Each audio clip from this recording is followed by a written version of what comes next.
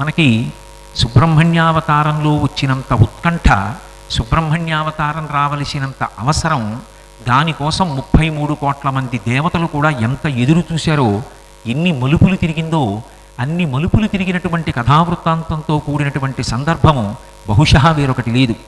వాల్మీకి మహర్షి శ్రీరామాయణ రచన చేసినప్పుడు 24,000 శ్లోకములలో రచన చేశారు.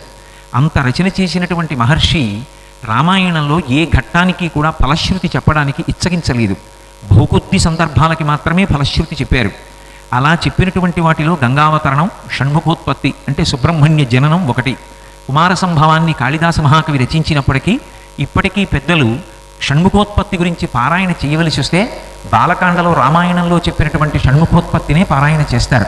సుబ్రహ్మణ్యోత్పత్తి గురించి వినడం ఎంత గొప్పదిగా పెద్దలు నిర్ణయం చేశారు అంటే, ఒకవేళ గర్భిణి అయినటువంటి స్త్రీ కడుపులో ఉన్నటువంటి పిల్లవాడు జన్మజన్మాంతరమైనటువంటి సంస్కార బలం చేత ఏదైనా విశేషమైనటువంటి పాపాలు అనుభవించడానికి ఇక్కడ జన్మ స్వీకరించడానికి వచ్చినా, వాడు జన్మించిన కారణం చేత తల్లిదండ్రులు బాధపడవలసినటువంటి సందర్భం ఏర్పడుతున్నా, లోపల ఉన్నటువంటి గర్భస్థమైన పిండమును కూడా సంస్కరించగలిగినటువంటి శక్తి ఉన్న ఏకైక ఆఖ్యానముగా చెప్పబడినది సుబ్రహ్మణ్యోత్పత్తి ఒక్కటే.